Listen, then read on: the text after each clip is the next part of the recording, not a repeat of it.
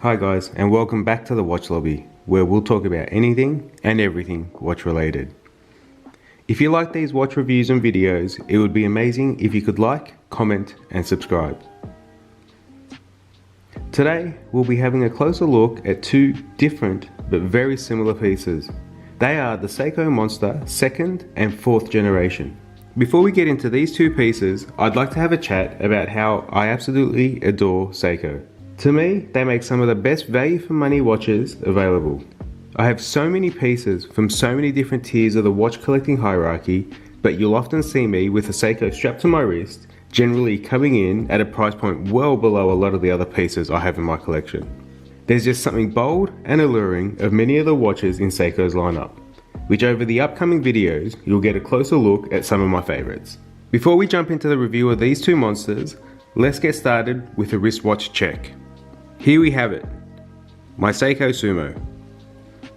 As I mentioned in a previous video, this was a daily beta of mine for several years. If you'd like to see an in-depth review of the Sumo, please feel free to subscribe, as I'm sure there will be a deeper dive into the Sumo in the not so distant future. Moving into the review of these divisive pieces, the Seiko Monsters, referred to as ugly by some, the overall monster look isn't for everyone. Into their 4th generation of the lineup, we'll take a closer look at the two I have on hand. The 1st generation seen on screen here was released way back in the year 2000 with Seiko's 7S26 automatic movement.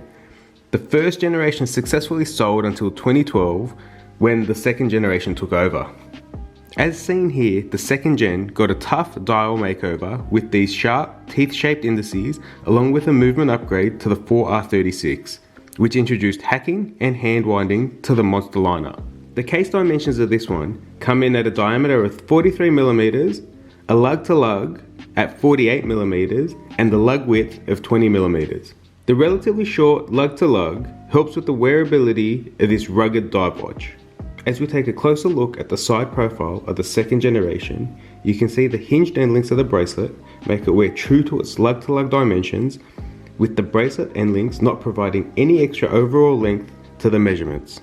While we're here, we can point out the case comes in at 13mm thick, including the slightly domed Hardex crystal, and is finished off by an unsigned, knurled screw-down crown, providing the monster with 200 meters of water resistance. If we take a front-on look at the monster, we see the scalloped, brushed steel 120 click bezel, which slopes down to the center of the watch, and draws your eyes into those true monster-like indices. Seiko is widely known for their bright glowing lume. The monster is no exception. It might possibly even be the front runner. These teeth-shaped indices are filled with a generous amount of Lumabrite.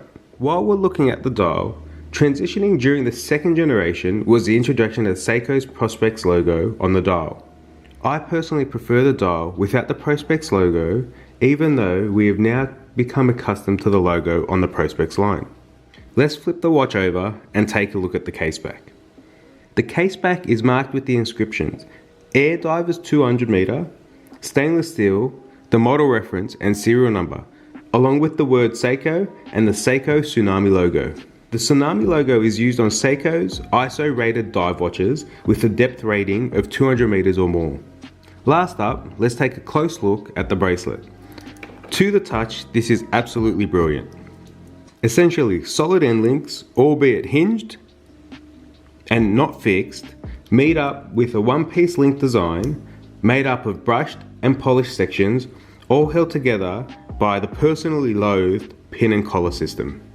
I wish that this was the only setback for the bracelet, but as most Seiko lovers already know, for Seikos at this price point, the clasp is almost always lacking the refinement they deserve, where you can basically play maracas without any maracas.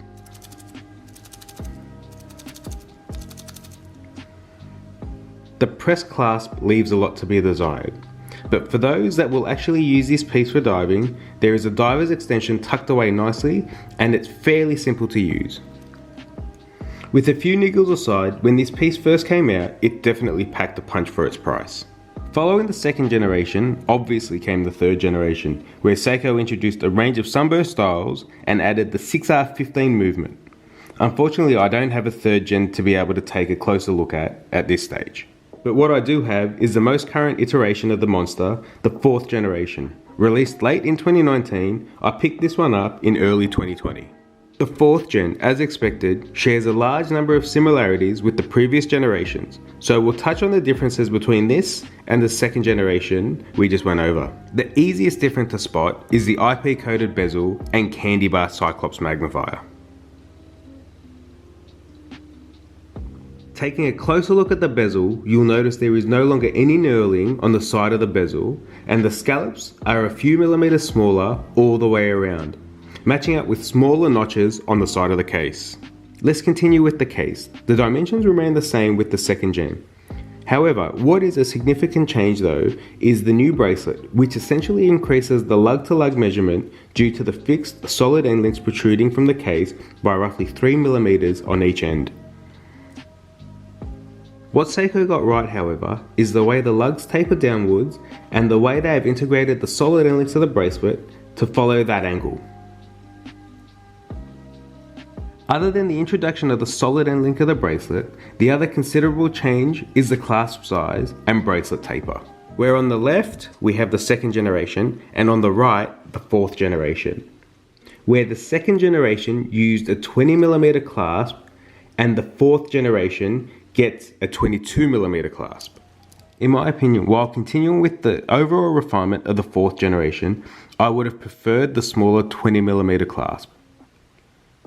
Another eye-catching feature of the 4th generation is the continuation of the sunburst dial previously seen on the 3rd generation. I opted for the dark blue shifting to black dial when caught in the right light really pops.